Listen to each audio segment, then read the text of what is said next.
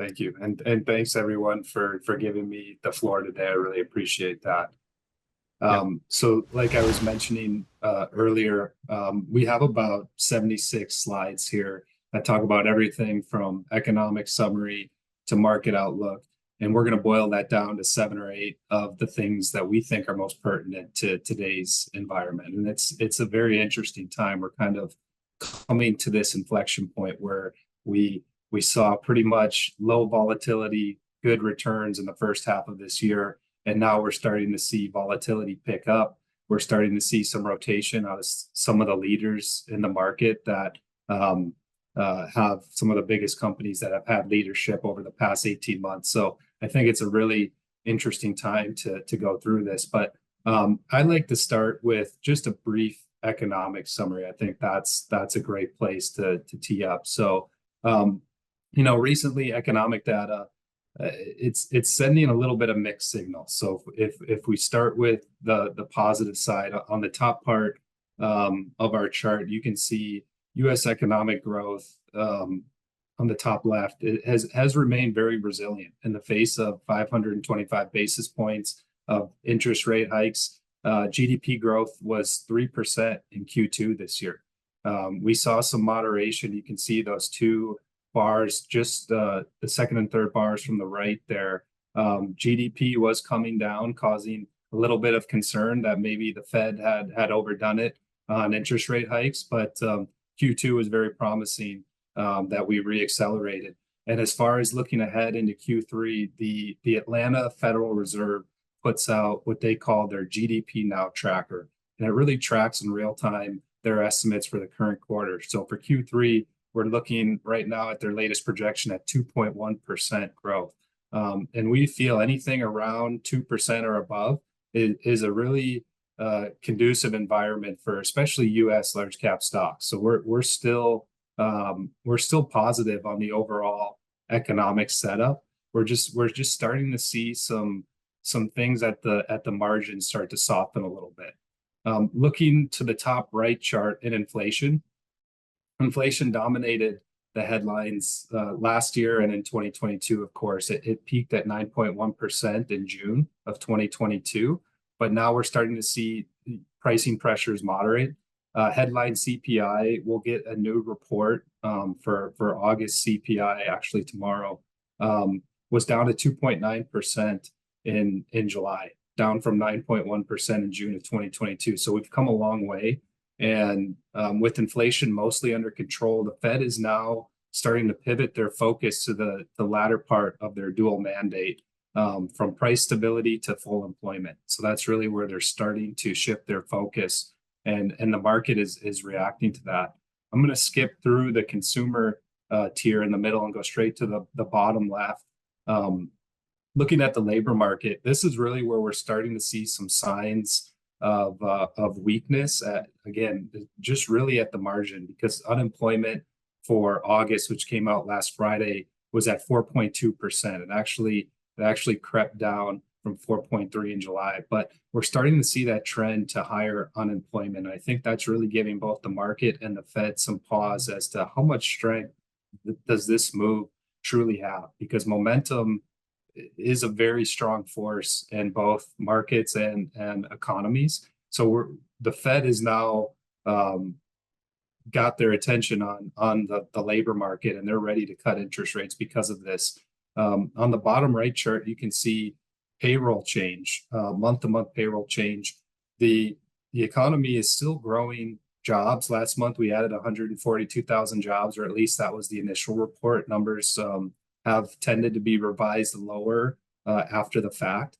But, adding jobs is still a very good sign that we're not in a recession. Over the last 3 recessions that the U.S. has seen, going back to 1990, we typically see 3 months of negative job growth before a recession occurs. So still adding 142,000 jobs tells us that we're not near a recession just yet, even though there is reason to keep an eye on the labor market at this time. John? But overall, kind of in summary of our economic outlook at a high level, we do see some slowing, but the U.S. economy, we think, is the most dynamic and resilient economy out there. If I had to say one word, it is that resilient, especially considering where we've gone in interest rates. So, like I mentioned earlier, if anyone has questions at any point in time, feel free to jump in, or Yeah, else I'll just John? keep going. Question. Yes.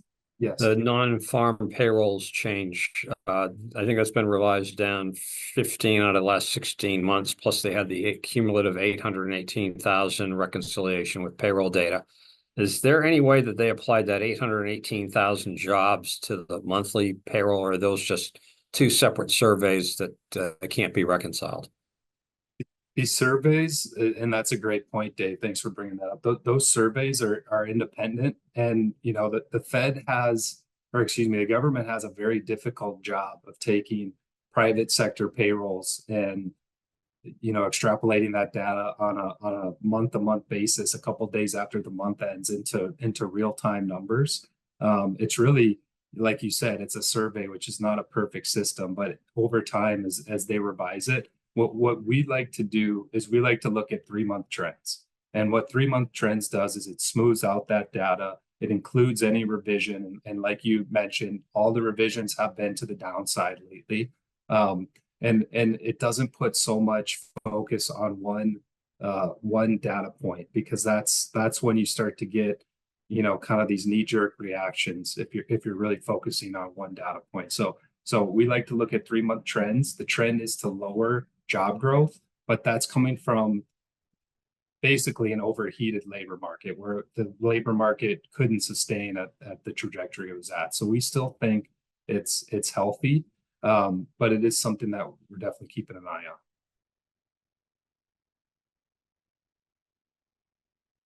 Hopefully that answered Yeah, your thank you. question. Yeah. I'm going to jump here now to this is our broker dealers, what they call their asset class sentiment. I'm going to give you our house convictions for Continuum Consulting. We do take heed what Lincoln, and now we've merged with a broker dealer, but we're still in transition. So you'll see some Lincoln, some besides the point.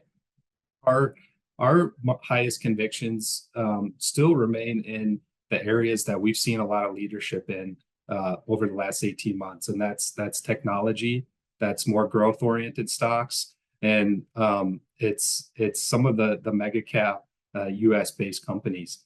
US large cap indexes, if you've owned the S&P 500, if you've owned the Russell 1000, those are the major US large cap indexes. You've done very well over the past year and a half or so, because of the size of those companies that are driving a lot of their returns are the biggest positions in those indexes.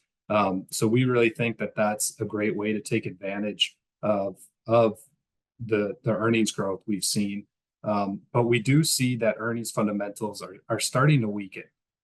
Again, earnings growth was very strong in 2023 in the first half of 2024. So that trajectory isn't sustainable.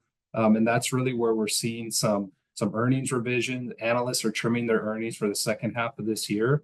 And I think that, coupled with a lot of the seasonal volatility, historically August and October are the most volatile months of the year, is why we've seen this pause in the market run. And really the market, it needed to pause. It was going straight up since pretty much October of last year. And it was up about 26% from that time. So we think it's healthy to kind of pull back and get back to a little bit more fundamentals, wait for earnings to come out, then a little bit more maybe speculation on the growth. Looking year to date through last week, S&P 500 was up 14.4%. The Russell 2000, which are small caps, was up 3.2%. So you can really see the difference in performance there between large caps and small caps. We continue to like large caps to hold on to market leadership. Large caps have cheaper access to debt. They have wider business moats. They're just in an environment what we consider in this mid-cycle, mid-business cycle environment. Large caps tend to be the place to be over small caps, even though we will see small caps we'll call it catch a bid like they did in July and they were up 10%, they've pretty much round tripped and given up most of that return because it was on it wasn't really fundamental based that performance. So that's something that we continue to like to be overweight large caps. We're staying pretty domestic. We have a bias to US stocks versus international, despite the valuation premium we're paying for US stocks. We just think, like I talked about earlier, the US economy is the most conducive place for earnings growth, for corporate governance. There's just a lot to like about the environment that the US has created for their large cap companies. So John, I've got a question. Sure. Just on the charts here, it shows the equities and alternatives and government fixed income sections there versus prior quarter. I'm guessing that these allocations that are showing, for instance, U.S. large cap 15%, 15% and 69%. I'm just having trouble deciphering this graph a little bit. Okay, so I just seeing the legend up top here, but it says versus prior quarter. So how is this comparing to what the distribution of the allocation was in prior quarter? What this is showing, John, and that's a great question. This is showing where our network, which is 14, asset managers that Lincoln pulls from, is being most bullish. So green, the more green, the more bullish they are. The more red you see, the more bearish, and then the gray is neutral. So really, you see large cap here, U.S. value, emerging markets tend to be the network's views. So I'm differing from this a little bit. I'm giving you our views, and it's U.S. large cap, it's U.S. growth, it's equities. That's really where we're continuing to see the earnings. I know we've seen that's what's led the market thus far, but we continue to believe that market leadership, even though near term we're seeing a little bit of this breath, we're seeing value at least quarter to date outperform U.S. growth. But we still think longer term we like those areas. Right. I got that. We're just trying to figure out what the versus prior quarter is referring to give us a kind of a trend of which direction sentiment is going. If you look at the first prior quarter, but yeah. If you look at the first column where it's has the triangles, the black triangles up and down, those are the things that have changed versus the prior quarter. And how have they changed? Well, a positive triangle is up and a negative triangle is down. So but we don't know how much. Okay. Well, yeah, exactly. I would say, John, don't put too much weight. I mean, you can, but this, you talk to 14 different asset managers and everyone's going to be a little bit different. Sure. So this is just an average. Probably, I wish we could put together a neat report like this for our house views. It's just we don't have the capacity to do that. But I was just showing you where we differ maybe a little bit from, where our broker dealer is. Got it. Okay. Thank you. Absolutely. So again, we've seen a lot of recent volatility, especially in small caps. And like I mentioned earlier, we don't see those short-term moves as reasons to overweight small caps. Large caps continue to deliver superior earnings strength. They had double-digit earnings growth in Q2 of 11%. And actually the Russell 2000, which is an index of, small caps. So it has profitable and not profitable companies in there, but it actually had negative earnings growth year over year in Q2. So it's kind of that, like I said, that knee-jerk reaction. You see small caps up 10% and large caps are flat, and you wish you were overweight small caps for that 30-day period. But when we look at the fundamentals, we're not excited about that space right now, especially if it's not our base case, but if we do enter a recession, that's typically a time when small caps sell off harder than large caps. Looking at growth versus value factor, again, I know this chart shows value is overweight. It's showing growth is moving up from last quarter with that arrow you can see there. But we continue to think that growth over value is our preference. And I'm not saying don't get out of value stocks. We'd like to have value in our portfolio. It's just we're going to overweight growth for longer term appreciation. It's just where the earnings growth has really been. value will do much better in a recessionary environment. In 2022, value was pretty much flat and growth stocks were down over 20%. But just the opposite occurred the very next year. So if you're trying to really jump between the two, I think you can get in trouble doing that. But right now, we've had a pretty strong growth preference. We're starting to trim that a little bit. We've seen earnings are starting to broaden out outside of the Mag 7, outside of the tech growthier names. So we're starting to add a little bit to some of our value positions, but it's minimal. We still think growth is our preferred overweight, but again, with some of the seasonality trends we're facing with election uncertainties, even the Fed, their rate cutting path, there's uncertainties to whether they're going to do 25 basis points, they're going to do 50. What does it mean if they do 50? Do they see recessionary signals that maybe the market isn't seeing? So there's just a lot of uncertainty hurdles that we see in the next couple of months that gives us a little bit of pause to pull a little bit of risk off the table right now at this point in time.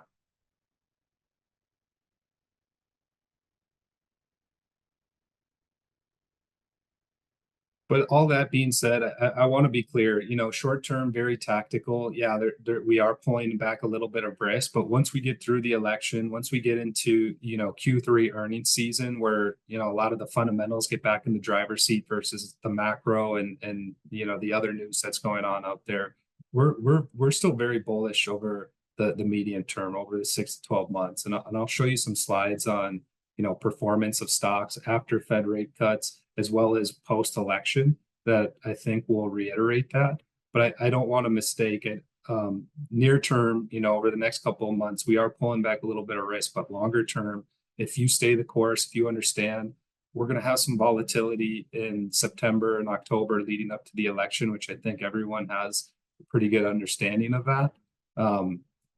We're comfortable holding stocks through the end of the year and into next year. We don't see any reason not to be optimistic.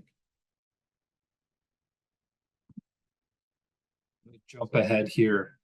So this really is where we're at with the S&P 500, our benchmark for U.S. large cap. You can see this is a 34-year historical chart of the price to earnings ratio, and this is a forward 12-month PE ratio. So as of July 31st, you can see that dot on the far right was at 20.7 times earnings. What that tells us is the historical average is in that teal line, and then the one standard deviation is in the dotted yellow, which is pretty much right where we're at. We're one standard deviation above the 34-year average. That just tells us that we don't have much more room we can't rely on multiple expansion, which just means that there's a lot of optimism in the market and earnings aren't moving, but multiples are growing. So the price per earnings that you're willing to pay is growing. We just think we got a lot of that expansion after the sell-off in 2022. So now we really need to see earnings deliver. And I think that's where we're also seeing a little bit of this pullback. Investors are getting a little bit more, they're scrutinizing earnings reports a little bit more in Q2 than they were in Q1. When NVIDIA beats on their earnings, if it's not up to expectation, the stock drops 7% versus goes up 20%. So we're starting to see some of these fundamentals that we think are a healthy sign of markets get back into the driver's seat a little bit more than maybe optimism or even some speculation there. But we think this is a sign to be patient, and that just means if there's any pullbacks, if we see any multiple compression, that is just, to us, looks like a buying opportunity right now. Earnings, like I've mentioned, they're slowing somewhat, but they're still strong historically speaking.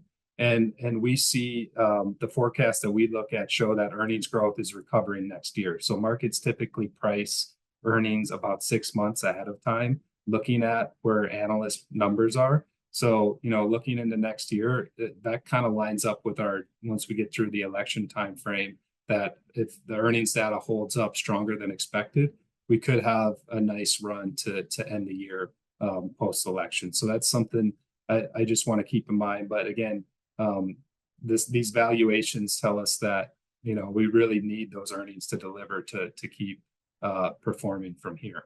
So I think this is a really good chart to review occasionally and just see where we're at, what valuations we're at in the market.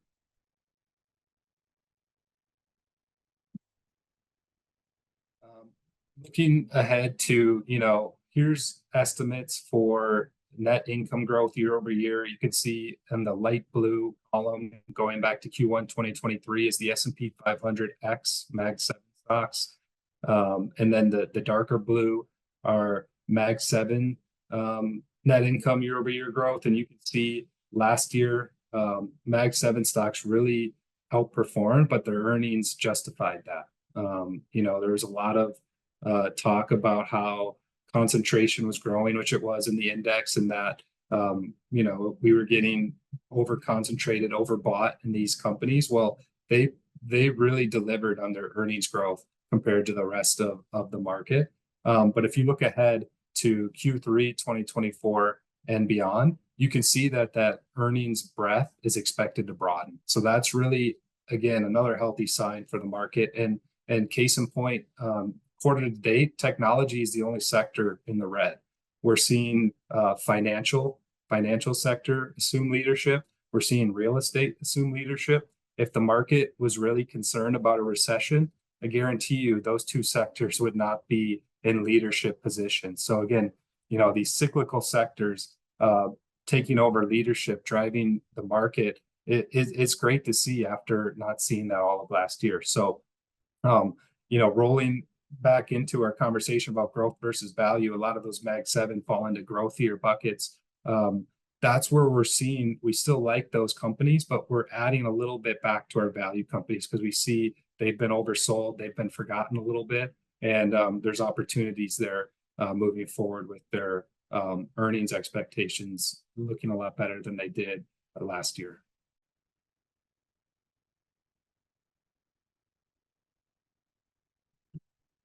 I'm gonna jump ahead here. This is a real basic chart, but I think the point is really important.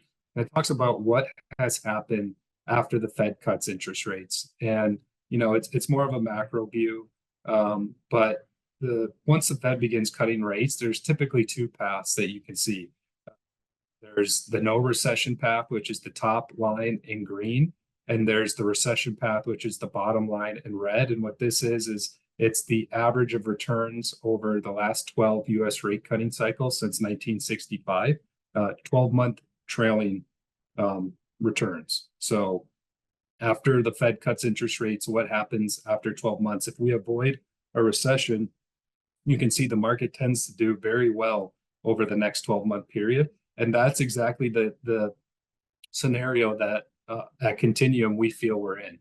We feel we're in this no recession rate cutting environment, which is really a nice setup for us. If we can avoid a recession and get interest rate cuts, not only do we have the Fed now working in our favor, but if a recession does occur and the Fed, for whatever reason, has to slash interest rates like they've done in the past, the bond side of our portfolio should do extremely well and act as that ballast that really we haven't seen since interest rates were near zero after the pandemic. You know, as a bondholder, people have really been hurt owning bonds since this interest rates were cut in 2020 and now got up to over 5% last year. So we're starting to see some of that returns in bonds again, and some of that lower correlation.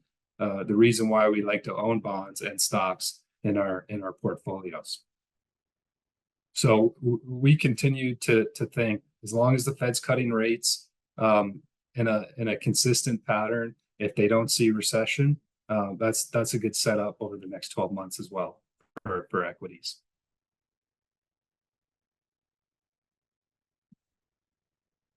And moving on to a fun topic, and this is timely with I think the debate tonight.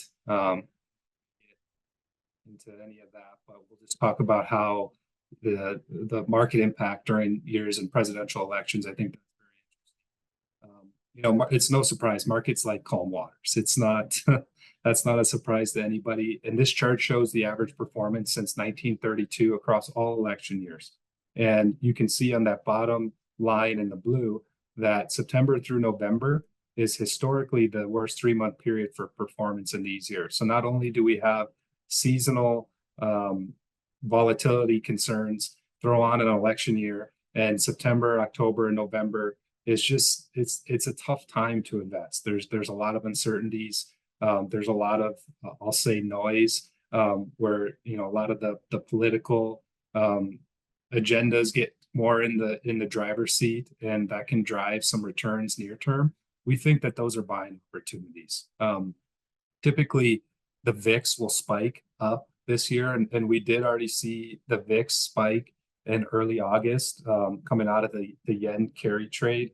The VIX spiked over 50 after being, you know, in the low teens for most of this year. On average, the VIX, which is a volatility index, has averaged about 20 over since its inception.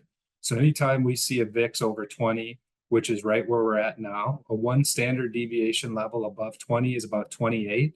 That tells us that that's oversold conditions. Volatility is you know, statistically unusual. Those are buying opportunities for us. That's when we say, hey, if we have some cash on the sidelines, let's dollar cost average a little bit into the market here. And I wouldn't, if you see a 28 on the VIX, I wouldn't dump in all of your cash, but I would say I'm going to add, you know, a third or a sixth of the cash I have, and I'm going to systematically deploy that when we see those statistically unusual periods. And if you're not sure what I'm talking about, you can talk to any of the advisors with Continuum, and they can give you some guidance as to what that looks like. But we just again think that these near-term dislocations during election season, assuming we avoid a recession, are going to be longer-term opportunities for investors.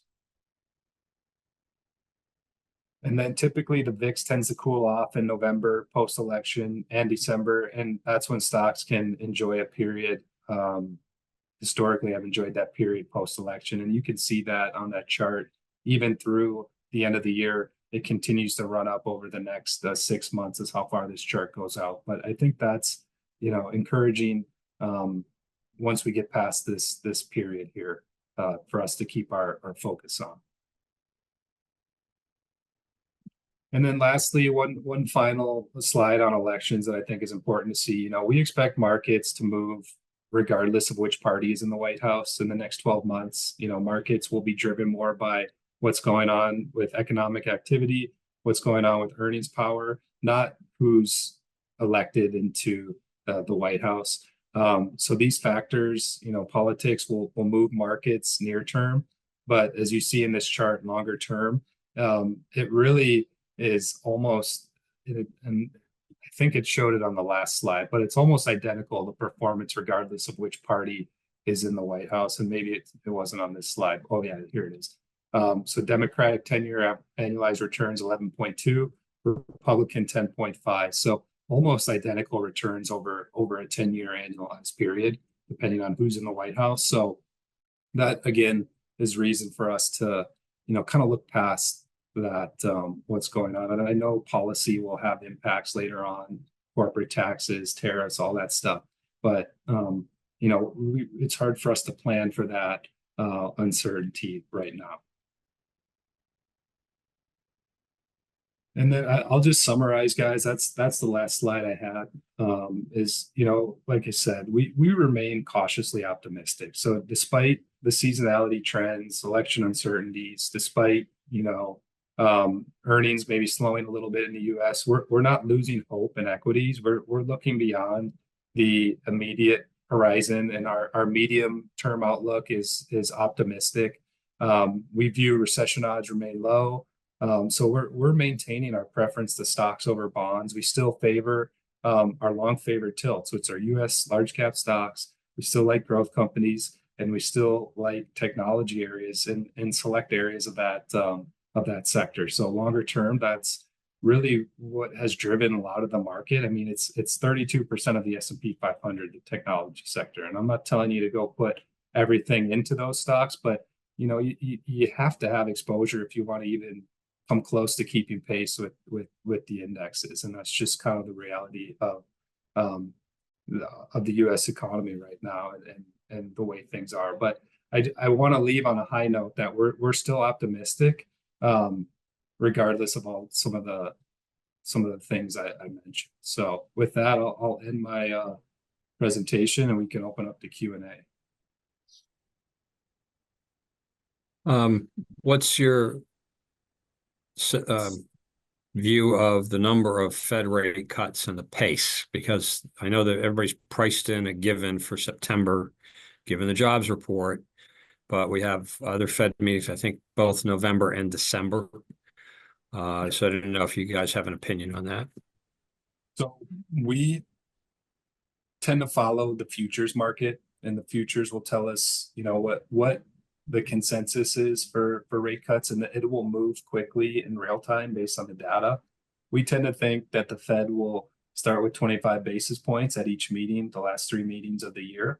But a really cool tool that I'll point you guys to, if you just Google CME Fed Watch, it's Fed Funds Futures, and you can look out up to 12 months where the odds are on any given day for Fed rate cuts. And that's really what most analysts, what a lot of corporations will even look at for when they're pricing cuts. So, the Fed puts out their summary of economic projections 4 times a year. They'll put out an SEP, and almost a week later it's outdated because new data has come out that has changed that. The market is already reacting to that, and the Fed's not even going to put out a new dot plot for 90 days. So we always refer to the CME Fed Watch tool. And I think that's a really good resource to refer to. A free resource. John, can you comment a little bit on manufacturing trends going forward? Do you see employment picking up in manufacturing sector, and as well as any capital investments and things like that? That's a really specific economic question that is probably beyond my skill level. So I will probably not be able to be the best person to answer that question, Bill. But I do know that the U.S. economy isn't driven as much by manufacturing as it used to, unfortunately. But it's just the way that the economy has shifted. So that's not something that I track month to month as much as others probably do. Okay, thank you.